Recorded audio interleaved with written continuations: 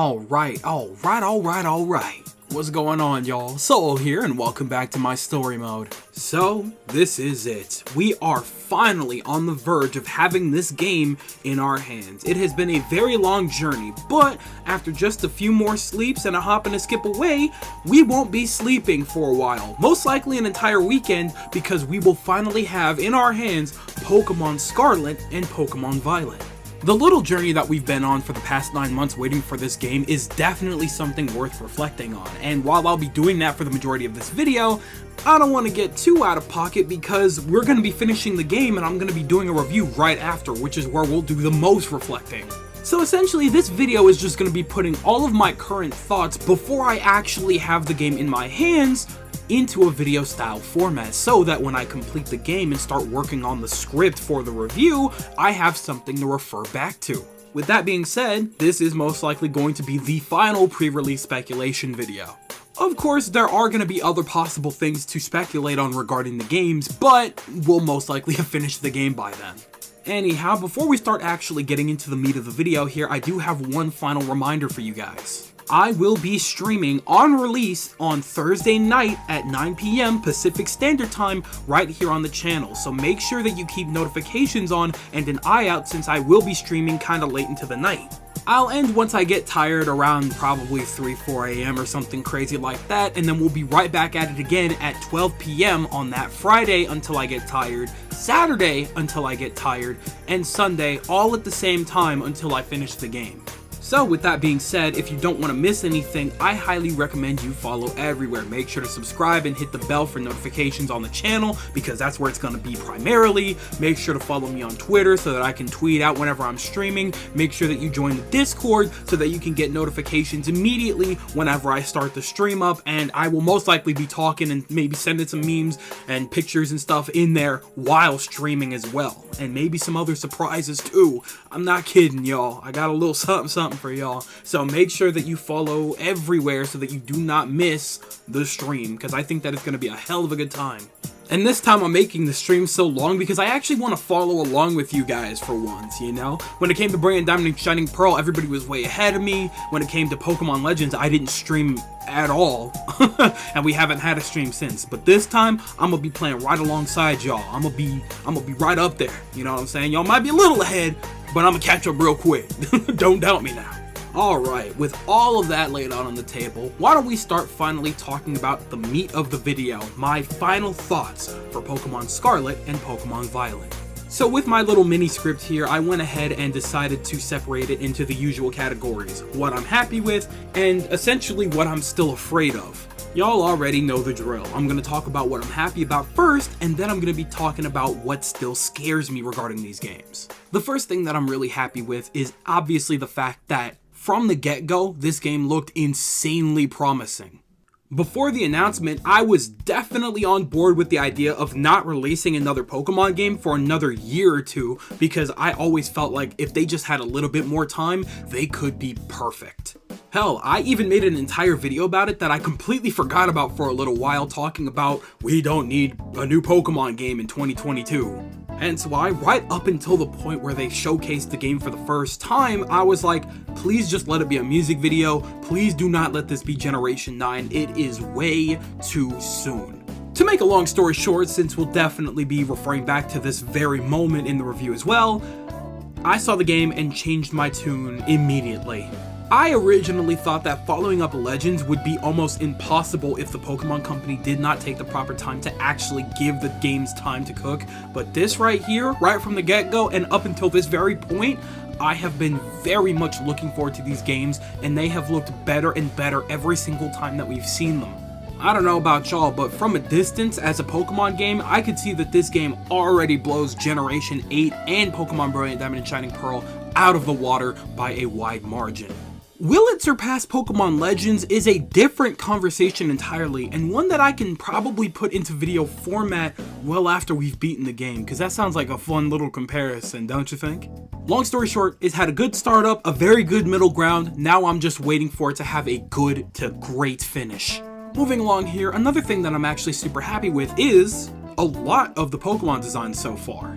Now, like I said in my previous video, I did know a little bit more than what I was actually letting on when regarding leaks, so to be completely honest with you, yes, I have seen a lot of leaks. Unwillingly, of course. The leaks that I have seen are just stuff that popped up on my feed. I didn't go out of my way to see anything.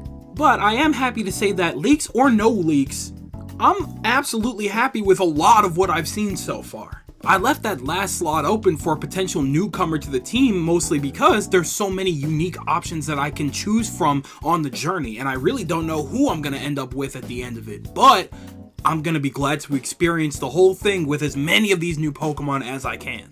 And eventually I'll probably end up coming back to the game for a 3rd, 4th, 5th, 6th, 7th playthrough, and I'll utilize some older Pokemon just to see what it's like to utilize them in this region. But this is the first time in about 3 years now that I'm really looking forward to utilizing a completely brand new untapped team of Pokemon. Or at the very least, I absolutely cannot wait to pop everybody and their mothers with Ceruledge because he is an absolute unit.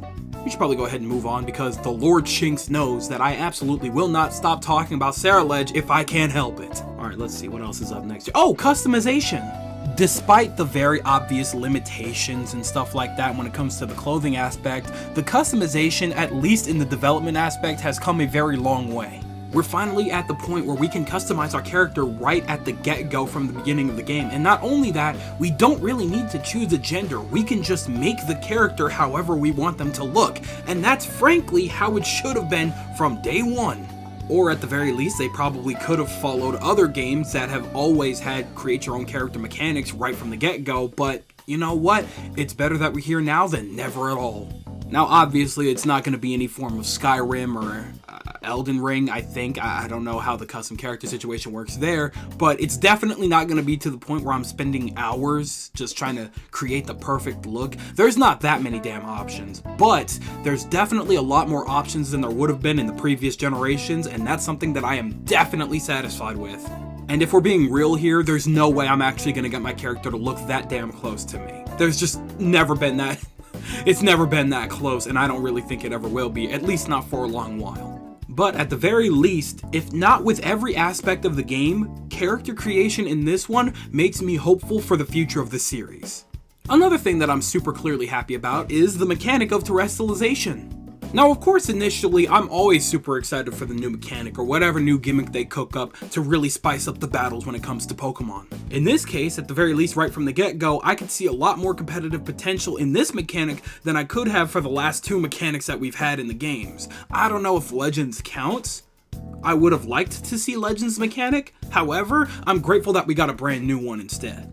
And also, throughout the couple of months that we were talking about it, I didn't realize just how useful terastallization is. If I'm understanding correctly, it's essentially the equivalent of temporarily tacking on a 3rd typing, which essentially means the Pokemon gets an extra boost of a 3rd typing and you will never know what your opponent is going to have on them. And honestly, while it's awesome, it's equally as terrifying, which in a sense is also super awesome. And once again, we've talked about this in a video before, but just generally speaking, it's a lot less limiting. No timer, no set amount of turns before it ends or anything like that. And that's beautiful. Overall, it's just a very fun mechanic, and I can't wait to absolutely abuse it in every battle going forward. And generally speaking, the last thing that I'm really happy about is just the fact that, based on the previous generation alone, I have no doubt in my mind that we have so much to look forward to when it comes to the future of this game in particular, or at least this generation. You are absolutely insane if you don't think that they're sitting there already thinking about how to take advantage of an open world Pokemon game's DLC. I know it's hard to believe that, but we didn't even think we would get anything like that for Generation 8, and Generation 8's DLC was so good that it was better than the base game. Like, come on, there's no way they're not already cooking right now. Not to mention the other types of media that we're gonna get off of this game. The mini-series, the mainline anime, just so much. I know that that's super off topic, we should be focusing on the game, but that's just a thought that I had. I'm really looking forward to the future. Ah, yes, and while of course I could talk about my hopes, my wishes, my dreams, my loves, my likes, and all of that, we have to flip the coin. There are some dreads that have been lingering for a long time, and they still haven't exactly passed, and frankly, while I'm generally optimistic, these are fears that I don't think will pass until I've experienced anything within this realm for myself. Why don't we just go ahead and start with the fact that I still very much fear for the story aspect of this game. Now, this just generally comes from experience with Pokemon. When you grow up and you really go back and look at the games, you will recognize that the stories are either barely there or just generally not very strong. I have to admit, even 4th gen being my favorite generation of all time, if you really go back to Platinum, the story's good, but it could have been a lot stronger. But even so, not really focusing on the past of Pokemon, just looking at the options that we have here for 3 different storylines, it's a little alarming. Just because we have 3 separate storylines to follow doesn't necessarily mean that they'll all be golden or even any of them will be golden. Now, you guys know me. I'm a story guy. I love my games and I love my gameplay and things like that, but a thing that makes the gameplay worth it most of the time is the story. While yes, I am very likely to continue a game even if I'm not too fond of its story, it does turn out kind of disappointing when the story is just weak. Even with all of the trailers that we've gotten for these 3 storylines, there's not really anything telling me that these storylines are going to stand out from any of the previous Pokemon games. I will give credit where credit's due. Team Star is a much better step up than Team Yell from Generation 8, and not even having an enemy team at all in Pokemon Legends. So, it's something. But I don't know, going from annoying people to school bullies is not the step up that I was looking for. Now, quite obviously, I hope that I'm wrong about Team Star. I hope that they are a fun little enemy team, even if they're not exactly take over the world style evil, maybe they'll provide something different for the series that I wasn't expecting. Again, they actually have their own story as compared to Team Yell, who didn't really have one at all. They were completely background. The long and short of it is, they're definitely a step up from the previous generation, but on their own, they're not really a strong start. And then there's the other 2 stories. One of them is just getting all of your gym badges. I'm not even sure if that's the main story, or if the Team Star one is the main story. I couldn't tell you. What I will tell you is that I am definitely the least interested in collecting food for Pokemon in that 3rd story. That's just... what is that? I don't know. Again though, this is all from a glance. It could be my favorite story, or it could be the worst one.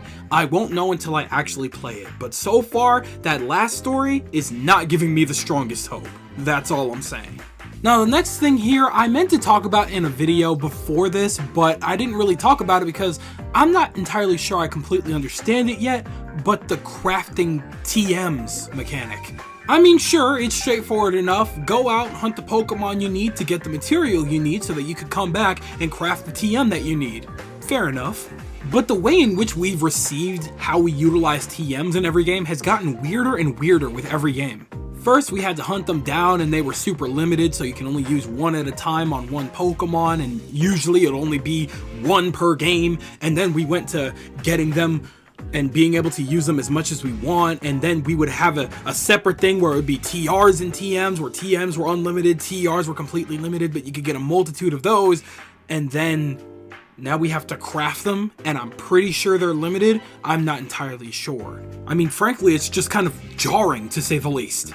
Now, personally, I was a huge fan of the crafting mechanic that we had in Pokemon Legends. It was perfect, it was investing, and it really made you go out of your way and think, it would be much smarter for me to gather all of these materials in the overworld that I'm traversing through, so that when I come back, instead of buying Pokeballs or potions and stuff like that, I can just craft them instead. Now granted, I did figure that it would be a hard mechanic to transfer over since Pokemon Legends took place a couple hundred years ago in the past, and we are back in modern Pokemon, so I didn't really think it would work the same way. However, making the entirety of the craft mechanic the TMs, it's kind of weird. I don't know, like I said, it's just kind of weird because of how we've received TMs over the years, this one probably being the most work that we've ever had to put in to get TMs, but at the same time, I don't know, maybe it's good that we actually have to work for it. Maybe I'm just in over my head a little bit, and I'm just not thinking about, the longevity of things. So, you know what? Maybe I'm wrong on that one, but we'll have to see when I actually get my hands on the mechanic. And now the final thing that I am super worried about is no surprise to anybody, but the difficulty. Unfortunately, when it comes to the Pokemon series, difficulty is definitely a thing of the past. Unfortunately, when it comes to every single new Pokemon game, the Pokemon company is always thinking, hey, Game Freak, you gotta remember, there's gonna be a lot of newcomers on this next Pokemon game, so you have to keep in mind that they aren't gonna know everything, so you gotta keep it, very simple and very tame. And of course, based on the trailers and the gameplay that we've seen available to us, I can't imagine that that's changed. Maybe one day everybody will finally recognize Pokemon as a progressing series, and they'll eventually recognize that they need to accommodate for the newcomers as well as the returners, and maybe add a more challenging mode. Like, if we want to play on a harder mode, we should have that. Like, I don't really think that's too much to ask for. No, most RPGs have that. It could just be a little frustrating sometimes, especially when I see things like the sandwich mechanic in the Pokemon camp, and I'm like, oh my goodness, this is gonna make everything a cakewalk. I'm gonna know exactly where to buff things and where to find things, and it's just gonna be too easy. And don't even get me started on the puzzles that we've been getting for the last couple of years. We are at the point where HMs don't even exist anymore, which on paper is totally fine, especially because it was more of a hindrance back in the day, but I didn't want them to get rid of them to the point where they don't exist. In 7th gen, we had finally found that perfect balance. Yes, they're still here, but you don't need to teach the moves to your Pokemon. Instead, you find Pokemon that can help you around the world. Perfect, beautiful. Even in Pokemon Brilliant Diamond and Shining Pearl, the way that they utilized HMs was perfect. And at least that way we could keep our puzzles and still be able to utilize the full potential of our team without having to hinder them by teaching them forced moves like Cut and Surf and stuff like that. We are at the point where the only puzzles in the game are usually right before the gym leader. And usually it's not even like a puzzle, it's a game. So it's like, come on now. Anyhow, the point that I'm trying to make here is, guys, we weren't dumb back then, we were able to beat the games before, we're not that stupid now either. Neither are any of the newcomers. They can figure it out, I promise. Just give them a chance to prove it. I also eventually want to do a challenge run with this game, but the open world aspect kind of makes that hard. I do have an idea of how we could do a Nuzlocke for this potentially, but I think I'll save that for the second stream playthrough. But anyhow, with that pretty much just about wraps up all of my excitements and all of my fears when it comes to going into this brand new game this upcoming Thursday night. Now that all of my recent distractions are out of the way, Sonic Frontiers, I am 10 times more excited for this game than I was beforehand. The closer it gets, the more excited I am to stream it with you guys and play through it for the first time. Despite the fears that I have absolutely no doubt in my mind that I'm going to have an absolute blast with this game. My main goal is to try to beat the game by Sunday afternoon, but I have no idea how long the game is going to be. I may beat it well before then, so we'll have to play that one by ear. But I think that it's going to be a good time, and I really do hope to see all of you guys there. So I'll see you then. But with that, it does appear to be skedaddle o'clock. Tell me what you guys are thinking before I go, though. What's on your mind? You excited for the game? Are you not excited for the game? Are you going to get it because you're excited? Are you going to get it regardless of being excited? Maybe you're not really excited, but you're going to pick it up anyway. What are y'all thinking right now? Tell me everything in the comment section below, because you know for a fact that I'm always going to be down there with you guys. But with that, I think it's about my time. I'd like to thank you guys ever so much for watching. I truly do hope you enjoyed. Do me the greatest favor of dropping a like and a comment, and consider subscribing for more content just like this. And with that, I'm outro. Thanks again, hope you enjoyed, and I'll be seeing you guys for the stream this Thursday night. Do me the greatest favor of taking good ass care, and I'll see you all next time. Bye!